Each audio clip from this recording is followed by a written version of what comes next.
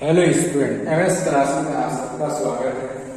आज हम लोग कक्षा 10 का जो एनसीईआरटी गणित है अध्याय 5 जो समांतर श्रेणी वाला जो लेसन है उसका उदाहरण नंबर 5 देखेंगे। देखिए उदाहरण नंबर 5 में क्या कह रहा है। उदाहरण 5 को लिखा कि वो एपी निर्धारित कीजिए, यानी समांतर श्रेणी हम लोग को यहाँ पर याद करना है। समांतर श्रेणी इसमें बनाना है, समांतर श्रेणी क्या होगा जिसका तीसरा पद 5 और 7वां पद यहाँ पर देखिए 9 लिखा है। ये मत समझ जाइएगा आप लोग, वो 9 है, ठीक है ना। इस तरीके से हम लोगों को इसमें दिया हुआ है और इससे हम लोगों को क्या प्राप्त करना है, तो इसे समांतर श्रेणी बनाना है। तो देखिए कैसे बनाएंगे। तो सबसे पहले क्वेश्चन में लिखे तीसरा पद। तीसरा पद का मतलब क्या था कि A3 और A3 का मान हम लोग को दिया है कितना 5। A3 की जगह हम लोग क्या लिख सकते हैं कि A प्लस 2D कहाँ से लिख लिया, तो फॉर्मूला होता है A प्लस 2D।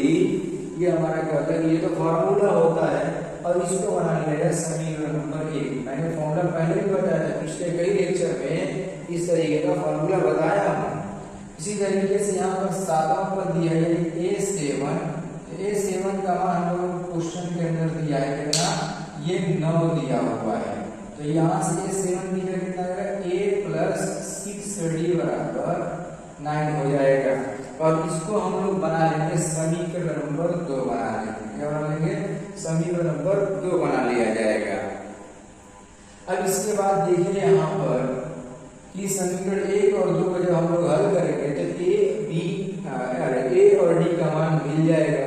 क्योंकि समांतर श्रेणी को ज्ञात करने के लिए हम लोग को प्रथम पद मालूम होना चाहिए, D मालूम होना चाहिए, तो हम लोग समांतर श्रेणी को ज्ञात कर सकते हैं आसानी के साथ। तो यहाँ पर देखिए हम लोग समीकरण नंबर 1 और समीकरण नंबर 2 को हल करेंगे। कैसे, देखो A प्लस 2D बराबर यहाँ पर 5 है और यहाँ पर देखो समीकरण नंबर 2 कितना है कि A प्लस 4D बराबर 9 है। अब देखो ये माइनस का चिन्ह के साथ हम लोग इसको हल करेंगे तो A से ये हमारा क्या हो जाएगा, A से कैंसिल आउट हो जाएगा और 4 में से जब 2 घटाएंगे यहाँ पर देखो 4 नहीं ये 6 है, 6D 6 में से 2 घटाएंगे तो हमारा 4D बराबर -4। ये भी माइनस में आएगा, क्यों, 6 हमारा माइनस में है, बड़ी संख्या 6 है तो ये भी माइनस में आ जाएगा। अब देखो यहाँ से D का मान हम लोग को क्या मिल जाएगा, -4 के बटा में -4, माइनस से माइनस कट जाएगा, 4 से 4 कट जाएगा। यानी जो D का मान हम लोगों को मिल गया वो कितना मिल जाएगा, 1 मिल जाएगा। यानी सार्वअंतर हम लोगों को प्राप्त हुआ वो 1 आ गया। अब इसके बाद हम लोग ये देखेंगे सार्वअंतर तो मिल गया, हम लोग क्या करना है कि A का भी मान निकालना है। तो A का मान कैसे निकालेंगे, हम लोग देखिए अगर D का मान समीकरण नंबर 1 में रख दें हम लोग को A का मान मिल जाएगा। यहाँ पर लिखेंगे कि D का मान समीकरण 1 में रखने पर, देखो समीकरण 1 यहाँ पर है तो क्या हो जाएगा कि A प्लस 2 × 1 बराबर 5। यहाँ पर A प्लस 2 बराबर 5 तो A इज इक्वल टू कितना 5 - 2। A का मान जो हम लोगों को आ जाएगा वो 3। यानी समांतर श्रेणी का जो पहला पद हम लोगों को मिला है वो 3 हो गया, कितना 3। इस तरीके से जो है हम लोग अब समांतर श्रेणी ज्ञात कर सकते हैं। देखिए समांतर श्रेणी के लिए हम लोग ये कि A1 होता है, सबसे प्रथम पद को A1 से डिनोट किया जाता है जो कि A के बराबर होता है और A का मान कितना है हमारा, यहाँ पर 3 दिया हुआ है। ज्ञात किए, यानी ज्ञात किए हैं। A2 के लिए फॉर्मूला होता है कि A प्लस D। A का मान 3 है और D का मान देखिए यहाँ कितना है 1 है, तो ये मिल गया हमारा 4। इसी तरीके से A3 की बात करें तो A3 बराबर हमारा यहाँ पर देखो A3 का मान पहले से क्वेश्चन में 5 दिया है, याद करने की कोई जरूरत ही नहीं है। इसी तरीके से बात करें अगर A4 की तो A4 बराबर हो जाएगा हमारा कि A प्लस 3D हो जाएगा। तो A का मान हमारा क्वेश्चन में कितना दिया है, तो A का मान देखो यहाँ पर हम लोग 3 निकाले भी हैं और यहाँ से देखो कि 3 × 1 हो जाएगा, यहाँ पर 3 + 3 बराबर एक तरीके से ये कह लें कि जो A4 आएगा वो हमारा 6 हो जाएगा।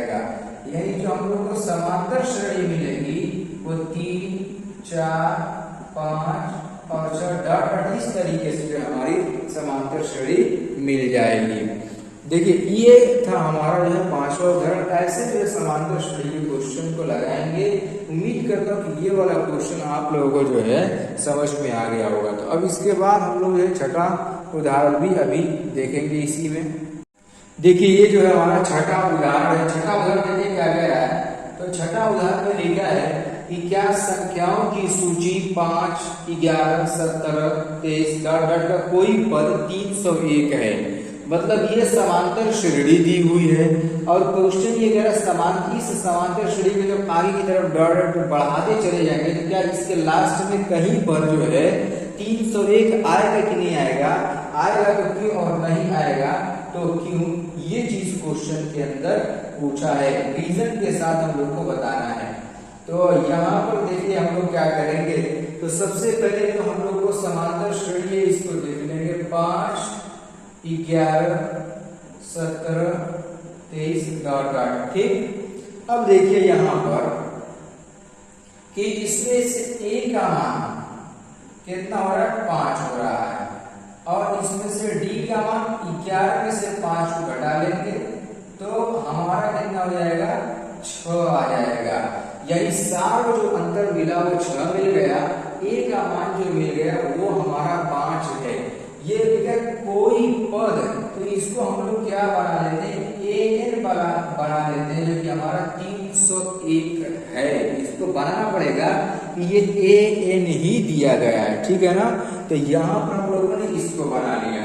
अब हम लोग करेंगे क्या इसमें, तो हम लोग इसमें n का मान निकालेंगे, यानी पदों की संख्या निकालेंगे। जब n का मान यदि अगर इसमें धनात्मक पूर्णांक मिलता है तो हम लोग कहेंगे कि ये इसका कोई पद होगा। अगर n का मान बटे में आ जाए या माइनस में आ जाए तो कहेंगे कि ये समांतर श्रेणी का कोई पद नहीं है। तो उसी के लिए हम लोग फॉर्मूले का प्रयोग करते हैं, क्या, a plus n-1 into D बराबर an।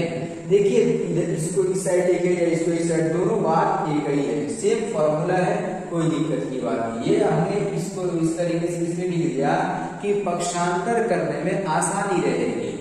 अब देखो a का मान यहाँ पर रखेंगे 5, n का मान निकालना है n-1 और d का मान कितना है 6 और इसका मान कितना हमारा 301।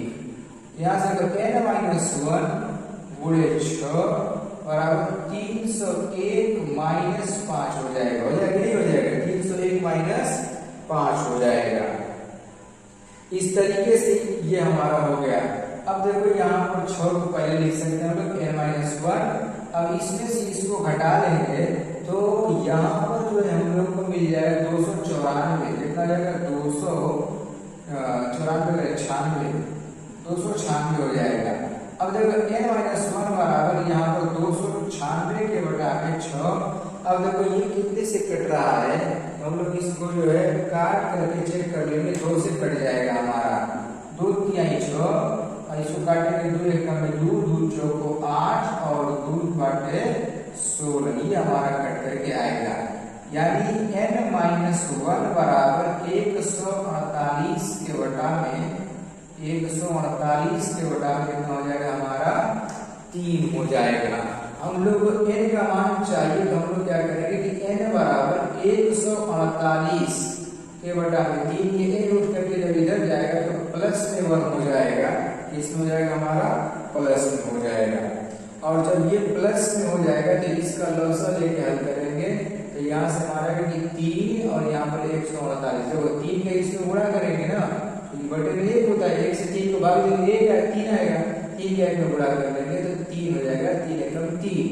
तो यहाँ से n का मान हम लोग को जो मिल गया वो 151 के बटा में 3 मिल गया, कितना 151 के बटा में 3 मिल जाएगा। अब जरा देखिए ये कट रहा है, ये नहीं कट रहा है, तो जब नहीं कट रहा है तो ये हमारा क्या कहलाएगा कि हम लोग यहाँ लिख सकते कि n जो है हमारा धनात्मक पूर्णांक होना चाहिए और धनात्मक पूर्णांक होना चाहिए अगर 301 संख्याओं की दी हुई सूची का पद नहीं है। यहाँ लिख सकते हैं कि 301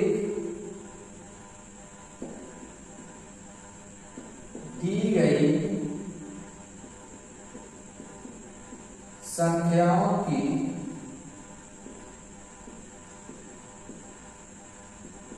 सूची का पद नहीं है। इस तरीके से जो है हम लोग लिख देंगे। ये था हमारा उदाहरण नंबर 4। इसको ऐसे ही हल किया जाएगा, बिल्कुल आसान तरीके से। बस n का मान निकालना है। n का मान धनात्मक पूर्णांक नहीं हो रहा है, देखिए कट नहीं रहा है, कट भी नहीं रहा है, काट करके देख सकते हैं दशमलव में आ जाएगा। इसलिए हमारा जो है ये समांतर श्रेणी का कोई पद नहीं है। तो ये था हमारा उदाहरण नंबर 5 और उदाहरण नंबर 6। उम्मीद करता हूँ कि दोनों उदाहरण आप लोग को जो है बेहतर तरीके से समझ में आ गया होगा।